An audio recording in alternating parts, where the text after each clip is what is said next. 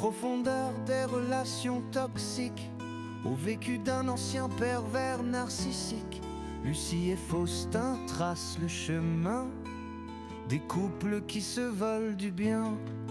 Il n'a pas la langue dans sa poche, elle sait éviter les catastrophes. Lucie et Faustin sont ensemble pour vous aider à tout comprendre.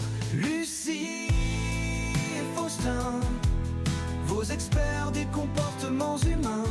Lucie et Faustin, pour assurer de meilleurs lendemains. Lucie et Faustin, pour des vraies réponses. Enfin, Lucie et Faustin. Bonjour tout le monde. Nous sommes Lucie et Faustin. Vainqueurs de la perversion narcissique. Après 30 ans de vie commune, Mouvementée, mais qui nous a permis de devenir de plus en plus amoureux. OK, aujourd'hui, c'est un moment historique. Épisode 1 de la saison 1 du podcast Lucie et Faustin qui va tout vous apprendre sur la perversion narcissique et les relations toxiques. Donc là, on est super content d'avoir eu l'idée de faire le podcast parce que ça va nous permettre de partager notre façon de penser qui est vraiment différente de un à l'autre. Ce qui est super parce que tout le monde se reconnaît, parce qu'on est tellement différents que soit qu'ils vont se reconnaître en moi, soit qu'ils vont se reconnaître en elle. Puis après ça, ben, ça va vous aider aussi parce que si vous pensez comme Lucie, ben là, vous allez savoir comment les personnes comme moi pensent. Ce qui fait que ça va peut-être vous aider à vous calmer, à prendre ça moins personnel quand on dit nos niaiseries puis qu'on fait nos affaires qui n'ont pas d'allure. Bon, donc là, le format va être assez simple. C'est que on a une lettre, on la lit, puis après ça, on donne nos commentaires sur qu'est-ce qu'on pense qui se passe ou pourquoi la personne a ces difficultés-là. Donc, on va y aller avec la lecture de la lettre. Bonjour. Oh, ça commence bien. On sait que c'est de jour et non pas de soir, sinon ça aurait été bonsoir. Donc, bonjour. Je suis victime d'une perverse narcissique depuis 15 ans. Donc, c'est officiellement un homme. Et cela fait 3 mois que j'ai pris conscience de la situation. Ça a plus l'air d'une femme. Grâce à ma psy. OK, là, c'est un homme, on le sait. Je me demande combien de temps il faut pour réussir à s'en remettre. Cela fait 2 ans que je suis seul, mais j'ai toujours peur à chaque message ou à chaque courriel qu'elle pourrait m'envoyer. Nous avons 2 enfants et une maison en commun, et il m'est encore impossible de couper totalement les liens. J'ai bientôt 40 ans et je voudrais enfin pouvoir vivre ma propre vie. Merci de vos conseils. Donc là, la première fois que je dirais, c'est qu'il remercie un peu rapidement parce qu'il ne sait pas quel conseil qu'on va lui donner. Peut-être qu'il va dire « Oubliez ça les conseils, je ne te dis pas merci. » Mais on va le prendre, merci des conseils qu'on va donner. Je commencerai avec le fait que on dirait que la plupart des victimes d'un pervers narcissique, ils aiment ça dire le nombre d'années qu'ils ont subi. Tu sais, hey, non, mais c'est comme des années de mariage. Là, ça fait 20 ans qu'on est mariés. Là, ça fait 15 ans que je subis. Hey, je suis quelqu'un en tabarouette. Hein. Toi, ça fait combien de temps? 12 ans. Il n'y a rien là. J'ai 3 ans de plus que toi. Puis, je me demande, comment ça que ça t'a fait, que ça a duré 15 ans? Effectivement. 15 ans. Qu'est-ce que tu as fait pendant tes 15 ans? Est-ce que tu as essayé de comprendre ce que tu vivais? Est-ce que tu as essayé de regarder qu'est-ce que tu aimais et qu'est-ce que tu n'aimais pas? Parce que si tu fais rien, ça veut dire que tu es en accord avec ce qui se passe. Si tu es en accord, ben 15 ans, il n'y a rien là. Si tu n'es pas en accord, c'est qu'est-ce que tu dois faire? Qu'est-ce que tu peux faire? Qu'est-ce que tu aimes? Qu'est-ce que tu n'aimes pas? Qu'est-ce que tu voudrais qui s'améliore? Parce qu'en plus, avoir 2 enfants là-dedans, tu sais, c'est comme il devait y avoir des périodes où il n'y avait pas de si gros conflits. Pourquoi ils n'étaient pas là, les conflits? Puis dans le 15 ans, tu calcules que c'est 15 ans que ça a mal été. Fait que c'est tout le temps de regarder qu'est-ce que tu peux faire pour améliorer. Qu'est-ce que tu aimes? Qu'est-ce que tu n'aimes pas? Comment tu te sens là-dedans? Et non attendre qu'un miracle se passe, ça ne se passe pas, les miracles. Là. Pas dans une relation toxique. Non. Non. Si un miracle, c'est pour la personne qui est perverse narcissique, lui, il va avoir fou de miracles, mais l'autre, il faut qu'il bûche pour en faire. Moi, c'est sûr, j'ai une approche plus pragmatique de ça, c'est que Si tu as fait 15 ans, c'est parce que tu n'as pas de but dans la vie. C'est aussi simple que ça. Puis tu as besoin de quelqu'un d'autre qui a des buts pour pouvoir avancer et faire de quoi. Parce que c'est sûr, tu ne peux pas passer ta journée sans avoir de but. Il te faut un but. Donc là, vu que tu es trop paresseux pour t'arrêter et te questionner qu'est-ce que j'ai vraiment envie, ben tu prends le premier que lui, il a beaucoup de buts, puis on sait que les pervers narcissiques, ils ont full de buts. Ils ne veulent pas nécessairement en prendre la responsabilité. Mais ça, c'est pas vraiment important. Tu as un but, ben, ah ouais, on embarque dedans, puis go! Même si c'est pas vrai, je vais finir après 10 ans à savoir que hey, ton but n'était pas vrai. Mais au moins pendant 10 ans, ben, tu as eu de quoi à faire. Donc là, qu'est-ce que je trouve dole, c'est qu'on vous donne de quoi à faire, comme on a un but. Donc là, vous êtes super content de ce que les autres n'avaient pas. Mais après ça, ben là, si ça ne marche pas, c'est nous autres, n'est pas correct. Hein? Hey, ça fait 10 ans que je subis. Ben oui, mais ça fait 10 ans que je te donne un but. Là. Si tu aurais des buts, tu n'aurais pas subi ça. Donc là, il faut mettre la pédale douce quand on voit le nombre d'années que vous avez subi ça. C'est à cause que vous n'avez pas de but. Le jour que tu vas avoir un but et que tu vas te dire, ça va être fini, là, tu vas passer à d'autres choses. Là, puis tu n'auras pas besoin d'un psy pour te le dire. Là. Puis de voir le but qui t'est donné par le pervers narcissique, est-ce que c'est un but qui t'intéresse? Est-ce que c'est quelque chose que toi-même tu voulais?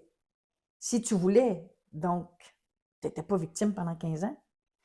Mais je te le dis tout de suite, là, tous nos buts sont excellents. Hein. Oui, oui. Pour vous autres, sur le moment. Mais pas nécessairement à long terme. Quand ça devient à long terme, des fois, c'est comme, hop, là, ouais, tu te rends compte que ouais, c'est pas vraiment ça que tu voulais. Oui, mais non, tous nos buts sont excellents. Il faut juste quelqu'un pour en prendre la responsabilité. C'est ça qui est tough à trouver. Là. C'est Ouais. pour ça que quand on en a une, ben là, ah ouais, on est sûr qu'on a plein de buts pour elle, comme ça, elle ne regardera pas trop ailleurs. OK. Donc là, ça dit pas mal pourquoi 15 ans, hein? Un manque de but. Ensuite, l'autre affaire que je voudrais parler, c'est cela fait 2 ans que je suis seul. OK? Une des premières choses que Lucie m'a appris, c'est que c'est les 2 phrases. Je vais vous les lire. Cela fait 2 ans que je suis seul. J'ai 2 enfants. Donc, tu n'es pas tout seul. Le vrai terme, c'est tu es célibataire. Puis ça, c'est comme ben seul, célibataire, c'est pareil. Non, parce que si tu te trouves seul avec tes enfants, t'imagines-tu comment ils se sentent mal? C'est comme, si l'autre n'est pas là, l'autre, il ne compte pas. L'autre, c'est vraiment aucune importance. Là. Si tu n'as pas un conjoint, les autres, ça compte pour 0 parce que tu es seul. Donc ça, c'est une affaire à faire attention, de ne pas employer ce terme-là. C'est sûr que là, j'ai dit ça, puis là, tout de suite après, elle dit « Ouais, mais peut-être que c'est pas la garde partagée, peut-être que c'est elle qui est là, lui, il est juste une fin de semaine sur 2. Là, il est seul. Oh, OK, oui, il y a des cas particuliers, mais il faut faire attention avec ce terme-là. Ensuite de ça, là, c'est sûr, quand moi, je lis une lettre de même, puis que là, je tombe sur « J'ai toujours peur à chaque message ou courriel qu'elle pourrait m'envoyer. » T'as vraiment rien à faire de ta journée, là. C'est comme... Pourquoi? C'est comme tu as du temps pour avoir peur de peut-être qu'est-ce qu'elle peut te dire dans un courriel que tu n'es même pas obligé d'ouvrir et que tu peux jeter. C'est comme... Tu cherches du trouble, là. Ou tu essayes de perpétuer qu'elle est méchante puis elle qui n'est pas fine. Regarde, j'ai même peur des courriels. Toi. Mon ordinateur va sauter, c'est sûr. Donc là, quand j'ai dit ça, évidemment, Lucie, elle a une autre version de qu'est-ce que... de pourquoi tu peux avoir peur d'un courriel. C'est ça. Moi, ce que je pense, c'est quand tu écris que tu as peur, c'est sûr que je crois que le terme est mal employé, peur. Parce que tes peurs, c'est toi qui écris. Qu'est-ce que tu fais pour l'encourager à t'écrire des choses méchantes?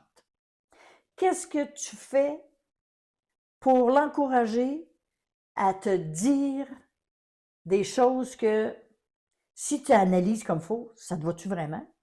Si ça te va, ben tu ne devrais pas avoir peur, tu devrais avoir de la joie parce qu'elle te met dans le bon chemin. Si c'est faux, ben là, c'est pas à toi d'en prendre la responsabilité. C'est elle tu ne peux pas l'empêcher, elle, de penser. Tu ne peux pas l'empêcher, elle, de dire qu'est-ce qu'elle veut dire. Mais à toi de voir, ça te va-tu? C'est-tu vraiment toi, ça? C'est-tu de toi qu'elle va parler dans ces messages qui peuvent être dérangeants? Parce que si tu as peur, j'imagine que ça doit être parce que c'est des paroles bien blessantes. Mais t'es crois. Pourquoi t'es crois? Parce que tu as une bonne pensée envers toi-même. moi, c'est sûr, hein, quand on parle déjà on part déjà avec le terme victime au point de départ, au début de la lettre, là. Quand tu te considères vraiment comme une victime, comment tu vas avoir mieux? Comment tu veux réussir à passer au travers? À traverser toutes les difficultés qui peuvent être mises sur ton chemin. Une victime, là, c'est à terre, ça ne peut pas faire grand-chose. Si tu arrives, tu regardes, OK, moi, j'ai choisi cette personne-là parce qu'elle m'a tiré au début. Tu sais, quand j'étais avec Faustin au début, j'aurais jamais pensé qu'on aurait fait un couple, là. Mais quand on en est venu à en faire un couple, ben j'en ai pris la responsabilité. Puis qu'est-ce qu'il fait? Est-ce que j'aime ça? Oui, on continue. Ce que j'aime pas, ben là, wow. Ça veut pas dire qu'il va arrêter tout de suite, là. C'est pas ça que je dis, là. Hein? Parce que quelqu'un qui est pervers narcissique, le terme qu'on n'aime pas, là, mais c'est ça veut pas dire qu'il va dire « Ah oui, c'est vrai que c'est pas le fun, qu'est-ce que je t'ai dit? » ou... Non, non, lui, il le dit, puis il s'en fout après, là. Ben, c'est comme ça que les autres fonctionnent. Si tu décides que tu restes victime, bon, ben là, qu'est-ce que tu fais? Là, c'est comme, tu vas retourner dans ta tête tout le temps, là, la phrase méchante qu'elle a dit, là, puis tu vas vivre en fonction de ça. Au lieu de regarder, pourquoi ça me dérange, cette phrase-là? Je la crois-tu? C'est-tu vrai? Et que c'est comme, ben là, tes peurs, c'est toi qui écris. Fait que tu la crées comment? En décidant d'aller dans son sens, puis de dire, oui, c'est vrai, qu'est-ce qu'elle dit? Oui, c'est vrai, je suis un pas bon. Oui, c'est vrai, je suis un pourri. Mais... En donnant de l'importance à ces paroles-là, quand il n'y a aucune importance dans notre tête. Vraiment aucune. Dans votre tête, puis dans la réalité, tu sais, c'est comme, c'est-tu vraiment important? Qu'est-ce qu'elle écrit comme message au point qu'il ait peur, tu sais? Non. Imagine les enfants qui sont là-dedans. Hey, c'est comme si lui a peur de son ex-conjointe, puis lui est adulte. Imagine-toi 2 enfants là-dedans. Les enfants doivent avoir peur d'elle épouvantable. Mais c'est super pour avoir la garde. Pour lui. Donc, c'est un bon truc. Garde ça parce que pour la garde, tu risques d'avoir des bons résultats. Peut-être qu'il n'avait pas la garde non plus. Mais c'est ça, tu sais, c'est comme, si toi tu as peur de qu'est-ce qu'elle peut t'écrire ou qu'est-ce qu'elle peut dire, imagine-toi, tu y laisses 2 enfants. C'est comme, après ça, ils vont se plaindre que les enfants de nos jours, c'est donc pas un cadeau. Ouais, mais c'est sûr, s'ils vivent dans la peur de même, si toi tu vis dans la peur, imagine-toi, les 2 jeunes. Ah, c'est bon, ce cadette? Oui. C'est sûr que quand on a nos podcasts, puis qu'on va parler d'enfants, je réagis toujours fort. Moi, les enfants, là, c'est primordial. C'est des êtres auxquels il faut que tu fasses attention. Parce que c'est notre futur. Puis le monde, qu'est-ce qu'ils font? Ils critiquent tout le temps le futur. Mais Christy, c'est toi qui les as, ces enfants-là. Qu'est-ce que tu fais avec? Qu'est-ce que tu leur montres? Qu'est-ce que tu leur fais croire? Et que restez pas surpris, je réagis toujours fort. C'est-à-dire que moi, les enfants, ça n'a vraiment aucune valeur. 2 opposés, complètement. Oui. Parce que c'est sûr, moi, j'ai été abandonné à naissance. Donc, c'est comme moi puis un tas de marde, moi puis un déchet, c'est pareil. Là. C'est comme, ah ouais, on met ça en poubelle. Donc, c'est officiel, j'ai aucune attirance envers les enfants. Un enfant qui pleure, je m'arrachais les cheveux parce que c'est comme, hey, allez-vous l'arrêter? Là? C'est assez affreux. Là. Donc, c'est pour ça. Moi, je pense jamais aux enfants dans n'importe quelle de mes décisions que je prends. Versus moi un enfant, c'est un cadeau du ciel. C'est une merveille. Mais il faut le traiter en tant que merveille. En tout cas, je n'ai pas été traité comme ça. Non, ça va être pour ça que je ne traite pas les enfants de même. Voilà, je l'ai découvert. C'est enfin ça. OK. Alors, je suis seul, j'ai toujours peur depuis 15 ans, victime, c'est beau. Maintenant, il reste le temps je me demande combien de temps il faut pour réussir à s'en remettre. Juste le temps que tu as pris pour écrire cette phrase-là, c'est du temps que tu as perdu pour t'en remettre. Parce que faut que tu regardes qu'est-ce que toi, tu fais pour t'en remettre? Qu'est-ce que toi, tu as fait pour te mettre dans une situation merdique de même? Pour un gars qui a un problème à prendre ses responsabilités, c'est bien que tu lui dises à lui De prendre ses responsabilités. de prendre ses responsabilités. Mais moi, j'étais du genre, quand j'étais au cégep, là, on avait 11 heures, il fallait que tout soit arrêté. Donc là, tu vois que cette journée-là, ça me tente de jouer au hockey dans le couloir, parce qu'on c'était toutes des chambres. Donc là, on avait tout chacun notre chambre. Donc là, je joue au hockey, puis ça fait du bruit. Puis là, il y en a un qui sort, puis qui dit « Hey, vous pourriez arrêter de faire du bruit, je veux dormir. » Je l'ai regardé, je dis « Si tu voudrais dormir, tu serais couché, puis tu aurais les yeux fermés. Là, tu ne veux pas dormir, tu es debout. » J'ai continué à jouer au hockey. Donc ça, c'est plus ma façon de penser. Ah ouais, hein? C'est brime-moi pas dans ce que je veux faire, c'est sûr que c'est super bon. S'il y a quelqu'un de croche, c'est toi. C'est ça. Même si c'est toi qui brime, c'est l'autre qui n'est pas correct. Ah oui, c'est assez... Puis, pour ça, c'est rigolo, parce que dernièrement, on a vécu une situation. On recevait une commande. Puis, là, le gars, le livreur, c'était vraiment affreux, le boucher bien raide. Là. Puis là, il ne veut pas faire ce que je dis, puis il se complique la vie. Puis là, il me dit... Puis là, j'ai dit, ah oui, c'est ça. Là, j'ai dit, tu vois la grosse place qu'on est ici? C'est sûr que c'est pour rentrer tout le stock, parce qu'ils ont fait ça pour ça, la palette. Donc là, il dit, c'est ça, je suis stupide. Là, c'est comme, qu'est-ce qu'il raconte là? En tout cas, j'ai laissé ça de même, j'ai fait mes affaires. Donc là, quand il est parti, on a fait une plainte. On a dit, ouais, on ne sait pas d'allure. Bien, Christy, lui aussi, a fait une plainte. Savez-vous ce qu'il disait dans sa plainte? Que j'avais dit qu'il était stupide. Donc là, c'est comme, ben voyons donc, qu'est-ce que c'est ça, cette affaire-là? Mais ça m'a fait réfléchir. Donc là, mettons que je te dis, je suis stupide. Et qu'elle dit rien. Ça veut dire qu'elle croit que je suis stupide. Donc, un pervers narcissique ou quelqu'un dans les points du haut, comme on aime mieux les appeler, qu'est-ce qu'ils vont faire? C'est qu'ils vont dire une affaire comme ça. Si la personne ne dit rien, ça prouve qu'ils sont stupides. Le plus comique là-dedans, c'est que, mettons que tu dis, non, t'es pas stupide, je dirais que t'es borné. Il va dire, ben c'est ça, je suis stupide puis borné. On est vraiment bon pour juste prendre les mots puis les mettre dans notre phrase pour prouver que qu'est-ce qu'on fait, c'est super bien. Puis qu'on ne mérite aucune conséquence, puis que tout est beau. Que c'est les autres qui sont plus corrects.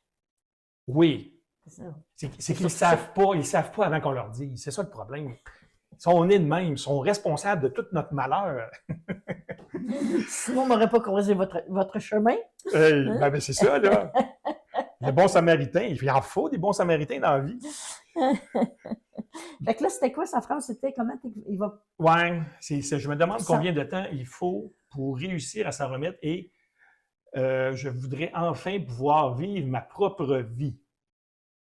OK.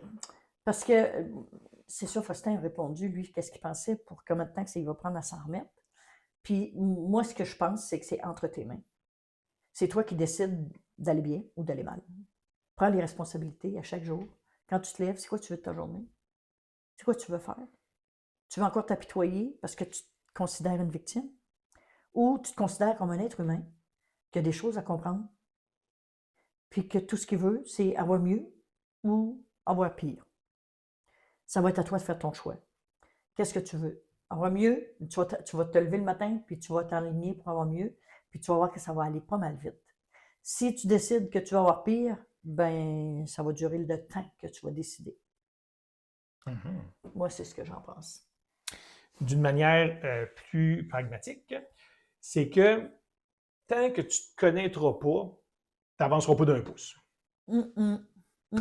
C'est carrément ça. Donc, comment tu vas réussir à t'en remettre, comment ça va prendre de temps? Infini, tu vas être dans ta tombe, tu vas être pareil.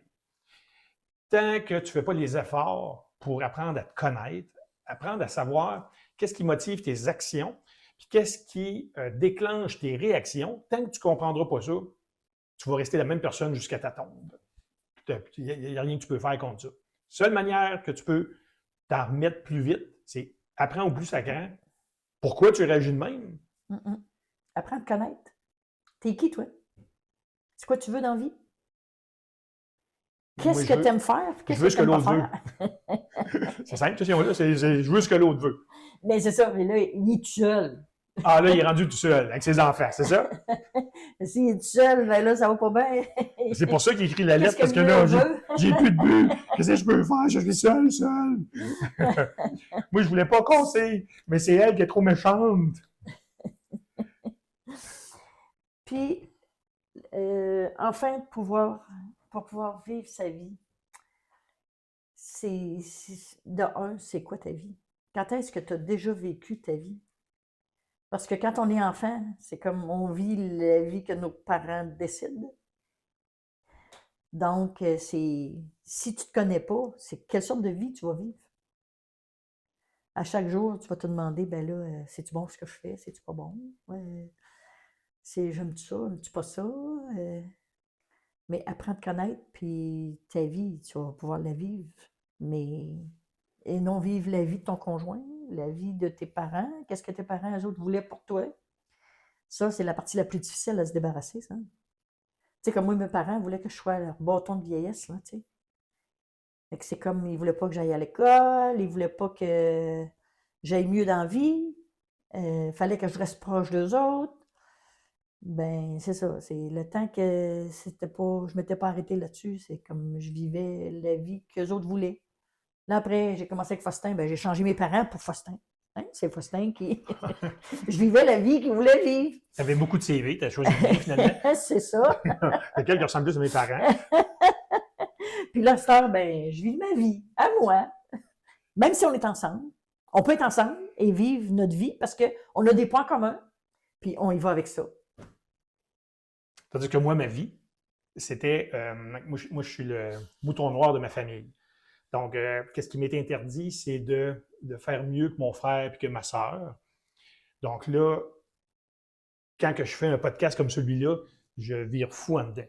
Parce que tous mes neurones intérieurs font « Qu'est-ce que tu fais là? Tu es en train de blasphémer qu'est-ce qu'ils ont voulu pour toi? Parce que tu es vraiment quelqu'un qui est pire et qui est mouton noir, tu sais. » Donc, je me dépasse présentement, puis je trouve que c'est bien quand même. Je m'exprime bien, je ne suis pas trop stressé. Là. Oui. Mais c'est ça, ça fait un mois que je suis malade, tellement que je suis stressé par ce moment-là. Mais c'est comme n'importe quoi. Tu vas avoir une peur, tant que tu n'agiras pas pour la combattre. Pour la combattre, tu fais ce que tu veux. Donc, avant que je pèse record la caméra, là, plein d'affaires dans ma tête qui passent, puis que, ah non, ça marche pas, qu'est-ce que je vais faire, puis le monde ne m'aimera pas, ben ouais, donc. Mais une fois que la caméra, hop, j'ai pesé sur record, puis que là, je suis obligé de faire de quoi, tiens, là ça passe, puis là, je peux devenir la personne que je suis réellement. Puis, aider les personnes à voir que, oui, c'est sûr, les relations toxiques, c'est heavy metal, c'est dur, mais tu peux quand même prendre ça avec humour. Sinon, si tu n'arrives pas à prendre ça avec humour, tu t'en tireras pas. Ah non, ça c'est... oublie ça. C'est ça une de mes forces. Je suis capable de virer les situations puis prendre ça avec humour. Donc là, je pense qu'on a répondu au monsieur. Je dirais que oui. Bon. Mais moi, j'aimerais qu'on reviendrait à parler des peurs. Ben écoute, on va faire ça. Hein? Pourquoi? Parce que j'ai été 20 ans à ce que tu ailles dans mon but. Et puis, là, j'ai dit, c'est quand même parce que ça faisait 20 ans que tout ce que je disais, elle le faisait, mais on s'est ramassé dans le chenoute pas à peu près. Tu sais. Donc là, après 20 ans, j'ai dit, là, sais-tu quoi? Là, c'est rendu ton temps. Là, je vais aller dans ton sens. Ça a pris 5 ans avant que je réussisse à le faire.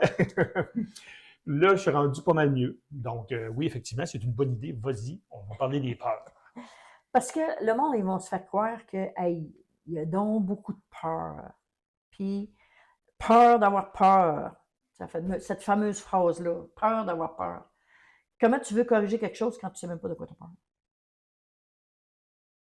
Parce que c'est pas vrai, dans ce cas-là, c'est pas vrai qu'il y a peur de qu'est-ce qui est marqué dans un courriel. C'est pas ça, sa peur. Là. Ça a l'air de tout ça. Il fait penser que c'est ça, mais il va pas voir du tout à l'intérieur pour voir c'est quoi le noyau qui fait que il extériorise ça sur le courriel. C'est ça. Puis, il n'y en a pas bien des différentes. En tant qu'être humain, on a tout un cœur et un cerveau. Donc, dans une même situation, on va avoir les mêmes réflexes. Donc, c'est juste que la peur de un, est différente, mais vas-y juste avec. T'as-tu peur de ne pas mériter de bonheur? T'as-tu peur de ne pas mériter l'amour des autres? T'as-tu peur de ne pas mériter la confiance des autres? Non, ça paraît pas, mais elle a beaucoup observé pour réussir à savoir qu'est-ce qui nous motive au plus profond de nous autres en un mot. Parce que si on veut s'en sortir, c'est d'y aller avec les choses directes.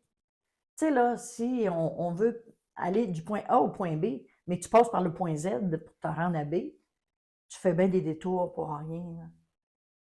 Si tu y vas du point A au point B, bon, OK, moi j'ai peur. De quoi j'ai peur? J'ai-tu peur de ne pas mériter de bonheur? J'ai-tu peur de ne pas mériter d'amour? J'ai-tu peur de ne pas mériter la confiance? Puis ça change une vie, ça. Merci de m'avoir laissé l'exprimer. Ça m'arrive! Parce que c'est pas vrai que tout ce que je dis est intéressant quand même, là, hein? Ah, pas mal, pas mal. Mais quand je fais profiter de mon savoir, ça vaut la peine d'écouter. Oui. Mais il faut toujours qu'elle soit là pour checker, voir qu'est-ce que je dis, si c'est correct. Mais ça fait quand même quasiment 30 ans qu'on est ensemble, donc j'ai appris parce que une des premières choses qui m'a aidé à m'en sortir, c'est que je me demandais qu'est-ce que Lucie dirait dans une situation de même. Oh boy, ça, j'ai augmenté mon QI de 100, juste à me poser cette question-là. Donc, c'est pour ça que ça m'a beaucoup appris à prendre du recul, puis à me faire conscientiser que mes actions avaient des conséquences que je pensais que c'était normal, mais que finalement, dans le fin fond, je ne voulais pas, puis que ça compliquait ma vie. Ce qui nous a rendu qu'on est capable de faire ce podcast-là, puis avoir du plaisir à vous parler. Donc là, est-ce qu'on a fait le tour du sujet? Je dirais que oui. Bon.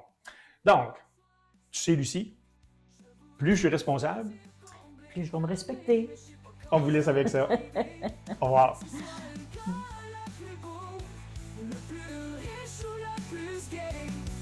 Plus t'es responsable, plus je vais me respecter. Que tu sois le gars le plus beau, le plus riche ou le plus gay. Plus t'es responsable, plus je vais me respecter. Plus t'es responsable, plus je vais me respecter. Plus t'es responsable, plus je vais me respecter.